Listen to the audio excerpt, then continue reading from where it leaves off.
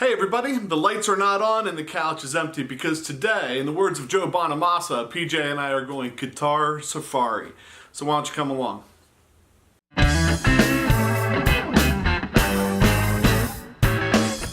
On today's episode of PJ and the Beard, we're on another field trip. We made sure we got our permission slip signed and we got in the car and we drove here to beautiful downtown Jonestown, PA, where we're visiting Creter's Guitar Shop. Come on inside, let's take a look.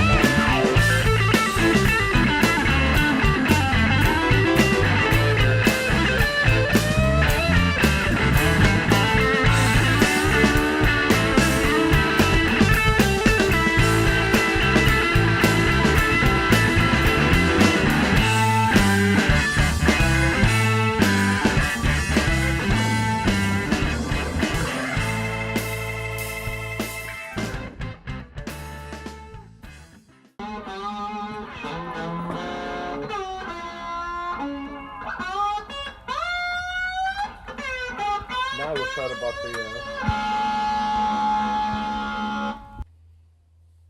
So hopefully I get this right. I'm sitting here with Matt from Creter's Guitar Shop. Correct.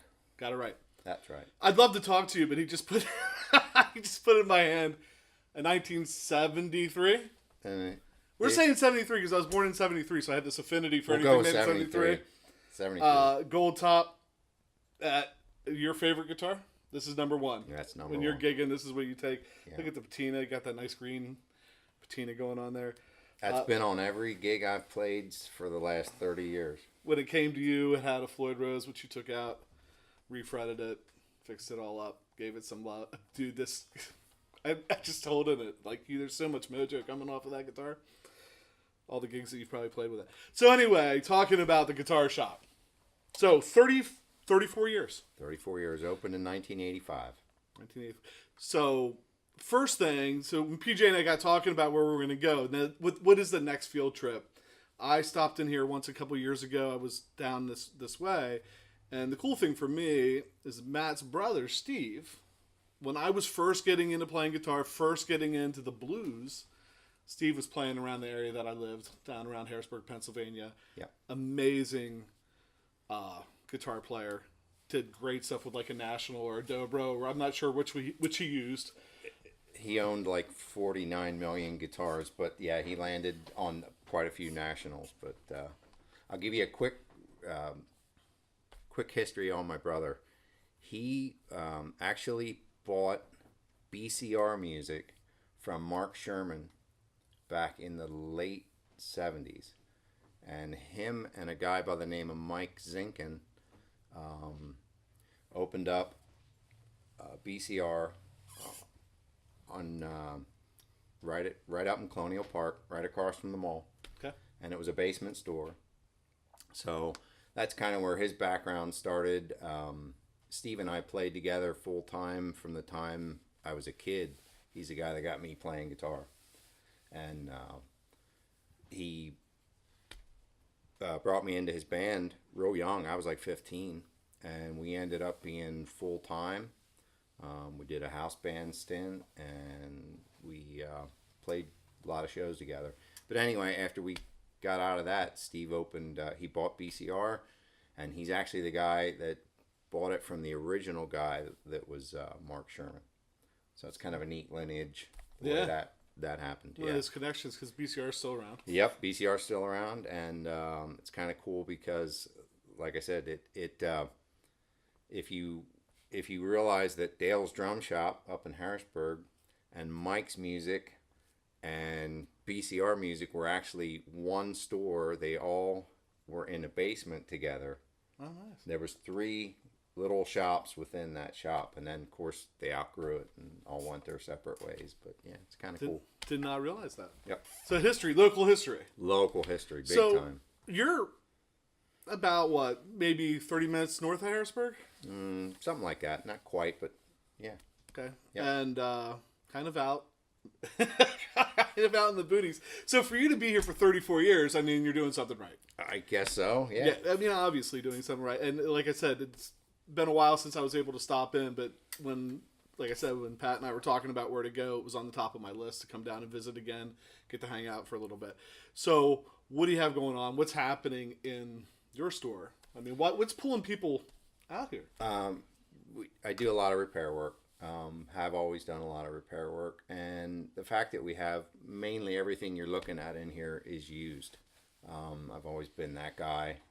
A lot of used gear, and it's not like it's kind of luck of the draw. It's kind of what comes in the door. I really don't go out after a lot of stuff. It's pretty much a revolving door. And I would say that's probably what gets people to make the drive. You never know what's going to be, in here. So for luck of the draw, the 2 times I've been in here recently, I remember last time I was here, there was a beautiful Nash Strat that you had over there. Yeah. There's some awesome, sweet Les Pauls hanging around right now. There's an old Martin that Pat was checking out over there. I think it says sold on it. He was a little... Fortunately for me, it's already sold. I have 2 D35s, but that one won't be nice. That's a 1970, and that is a beauty. It is. It's beautiful. Yeah. So there's stuff coming in. Yes. There's definitely stuff coming in. So yeah. Cool stuff. You selling this? No. Yeah, you have to ask. No. He was dropped as a child. So, I know we were hanging out talking for a little bit. One of the things you have going on is a benefit concert that you help organize. Do you have some part in? Yeah. And I'd like you to take a minute just to give a shout out to that, let people know what's going on with that. Okay, so this year on September the 14th, we will be holding our annual, it's called Fogelman's Wounded Warrior Music Fest. It's a music festival. We'll have 7 bands. It's an all-day event, and it benefits PA Wounded Warriors. They're not affiliated with the National Wounded Warrior, and last year we raised $60,000. Actually, over $60,000. We handed them a check for $60,000. It has really, really grown. I sit on the board. I'm the entertainment director, and I'm really proud to be involved in it. Absolutely. And it's really making a difference. I would say up to date, we're probably close to $250,000 that we raised for PA Wounded Warrior. That's incredible. And we'll put a link up or something on this interview as Jason looks Yeah. at it. Like, Great. He's the one that has to do it. We love to do that. Like I said, we'll have 7 bands. It's held north of Annville on about a 15-acre farm, so it's a really nice outdoor event. It's kid friendly, but it's become, it's really grown. And the thing that I noticed over the years is we're starting to get a lot of like corporate sponsors coming to us now. One of which was this year, this will be the second year that the Hershey Bears, Nice. the Booster Club, they really got behind us. So it's legit. Come That's on awesome. out. That's what we're all about. What I really like about this organization is we're like 95 cents on the dollar. So every dollar we raise, 95 cents of it is going where it's supposed to go. That's great. So yeah, thanks. I appreciate Yeah. the plug. So one thing I wanted to comment from behind the camera awkwardly was, we've invaded your space today, and we appreciate that. And I've never been here before. Place has a really cool vibe. We got to watch you do your job, right? You showed this mother and son a guitar. You showed them the different styles. You showed them nylon. You showed them different strings, and it was great to see you interact. And that's my segue to say that you also do lessons here, right? Like you have We do. instructors and- We do. I have 4 really good teachers. They're all players. They're all guys that, they're out performing and doing. And so, yeah, we have a nice lesson program. It's actually in the basement of the building is where we have a big waiting room and classrooms. So. And lots of parts. Being in the business for 34 years, you were talking about how you've had the opportunity to maybe scoop up some inventories of other stores that maybe Yep. Yeah, I'm becoming went out of business or whatever happened to them. I'm becoming the old guy in the business. Right. So You're I've becoming the ollies of music stores. I've been around for a while. Yeah, I've bought quite a few, small shops out. But what's cool about that is, at the end of a shop going out like that, I've picked up, all their parts and tools and jigs and fixtures and things like that over the years that really have helped, what we're doing here. So I'm trying to think. A couple other interesting things I think would be, besides all the cool stuff to try out and plug into, and you were actually saying that one of the things Pat and I, as we've been doing this, we've been looking for are those shops that we remember from maybe 20 years ago, before kind of the big box stores came in and kind of drove, and you survived that. So congrats to you, right? But a lot of people did. A lot of shops kind of disappeared because of that stuff happening. And I feel like we're seeing more of those shops come back. So you've been trying to make that environment where this is a cool place to come, hang out, test some stuff out, When I was growing up as a kid playing, this is the kind of store that that we always we took road trips, like you guys took a road trip to come here. We did that, and we would hit 3 or 4 shops in a day, and I always wanted this shop to be that shop where the guys behind the counter are knowledgeable, can help you. You don't know a lot of stuff when you're first getting started, and if somebody points you the right direction, it can save you money, it can save you time. There's all kinds of benefits to somebody having that knowledge and being willing to pass it on. So yeah, that's what we've always been here. I was fortunate that some of the shops I found were that way, so I just kind of passing that on. Other interesting things we have behind me. What do we got? A 1954 Gibson ES2 95? Correct. 1960, correct, because I'm reading it off the cards at the top. A 1968 Gibson Les Paul Deluxe. This beautiful Les Paul that I'm going to have a hard time handing back, because you help me if I get this wrong. So what year was this? 73. Pancake body, so they're using 2 pieces of wood. Yeah. Matt was telling me about how when Les Paul kind of stopped making the Les Paul body shape, went to the SG for a few years, they come back to the traditional Les Paul shape. And so this 68, rumor has it, They claim that the early batches, when they came back on board, they were using the old bodies that would have been still at the factory from when they quit making Les Pauls that shape. So that one, in fact, is a solid body. So solid body, maybe from the 50s? Could be. Maybe from the 50s. Could be. A 1957 Gretsch Duo Jet. Pretty rare guitar. In Cadillac green. Cadillac green. which was a let's see, they used that for I believe a drum set. That was a drum set color. What makes that one rare is, according to the Gretsch book, they only made somewhere between 50 and 70, and you're looking at one. So between 50 and 70. And see, this is why you got to come down and hang out, because if you hang out, there's more than we can do in the video. You get all these cool little tidbits, like the only other Gretsch that may be more rare they made 20 of. That was the penguin, yeah, the white penguin. So according to what their facts in their book says, the penguin they made 20 of, and pretty much that's the rare. That's kind of the holy grail. And then who doesn't like a Telecaster, right? So what year? 68? 69. 69. It's a 69. That's all stock. Butterscotch Tele. Yep, and the Bigsby was made 4-fender. So that Bigsby stock on it as well? Awesome. Yeah. Wow. It is And we'll stock. get some pictures maybe with the glass slid off because there's a glare now, but you guys will get to see all the gloriousness of that magic that's behind that glass there. Here's a cool story. The Gibson ES54, the 54 ES295, and this is a 1953 Gibson Les Paul amplifier.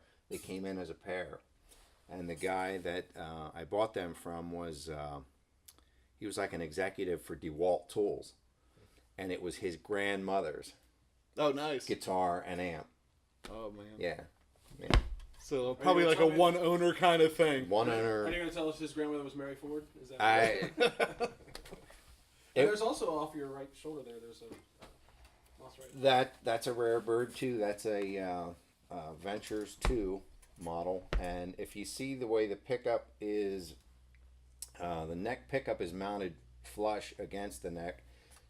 Right after that, they went to an angled pickup, so that would be like the early batch. So that one's a little on the rare side. And that's what, 1965? It's 1965. Yep. Yep. Cool. So what are we missing here? Before we wrap this up, I mean, Pat, you got anything we're missing?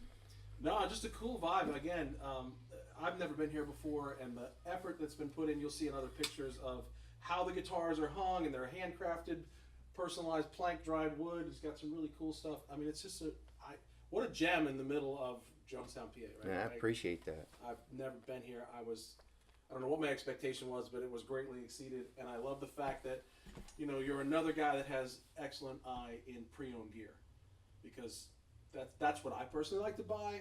So when someone can go and cull all of that stuff and find the good stuff and hang it up, I think that's great. And I think that's probably part of your niche. And like you talked about how you've survived. Definitely, and I'll say it like this: there's only a handful of shops left like this. You got Chris Delaporta over at Woodshed. There's getting to be less and less of us around, so we're not getting any younger. So get in here to see us. And with that segue, how about your partner in crime over here? Yes, Jerrod. Come on over You here. got to come on camera because we got to make this thing look prettier. This is the guy. So this guy has been at my right hand. He takes care of all the internet, all the pictures you see of all the guitars. He's the internet guy, and he does an awesome job. And he is also the best stagehand when we do our music fest. He's like my head stage manager. So it's a good guy. Come down and see him. And a great bass player. Does that explain why? That's the one thing we didn't touch on. That is one of the bigger collections of basses I've seen in a shop like this. Okay. Are you the reason for that? I don't think so. I think he's just got a good eye. You could probably That's all. demo them pretty well, though, right? Yeah, Like, definitely. Nothing worse than a guitar player. Yeah. trying I to play played them bass. all, sure, but he bought them all. That's something else that's cool about this shop. It doesn't matter if you're talking to the teachers or you're talking to us. We're players. This is what we do. So, pretty ever-changing inventory, but get on Facebook, like your page. Yep, he's got You'll us be able all to see set up. stuff that is coming in and stuff like that. So Yep. you can check out, watch what's happening. But more importantly, stop in and check it out live because it's always better and things change. I'm sure things roll through that never make it to Facebook too. So They do. keep an eye out there, but stop in as well. Are you gonna play that thing, or just I hold on to well, it? I mean, I am. Yeah, we'll cut away from this. Let him get his emotions out, and then he can play. So we got I found over there too, the Rocky Mountain slide collection that you have over there. A couple yeah. Rocky Mountain slides, because I'm used to going in. They got the same 4 Dunlop slides, but those are. They're my favorite. I'm taking a Rocky Mountain slide home with me. I'm telling you that. So, anything else? I think that's it. I can do the tagline. So you need to come around here. We got to bring PJ around and do the Far, tagline. the camera has been great by not But- having me behind it, but I'll hide behind you. Later. I would just say, if you like what we're doing, you want more field trips or anything like that, please subscribe to the channel, click notifications and that stuff. And with that, Right. So I'm PJ on behalf of the Beard, live here from Creter Guitar Shop, reminding you, no matter what you hear, you never have too much gear. Peace out from Jonestown.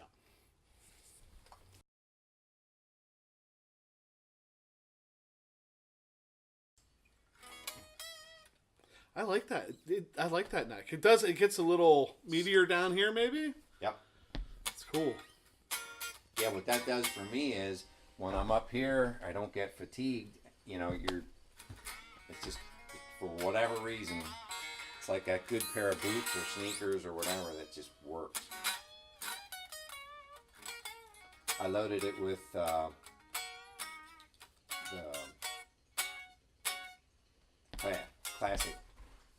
57 Classic and the Classic Plus. That's what's pickup wise. That's what's in there. And of course, that started life as a deluxe, just like that. Somebody routed it out before I got it. See, I like that. I mean, so I'm not sure I would be real The into mini- the mini buckers. I've had some experience, but I mean, The mini buckers to me sound really good for slide, like Yeah. electric slide.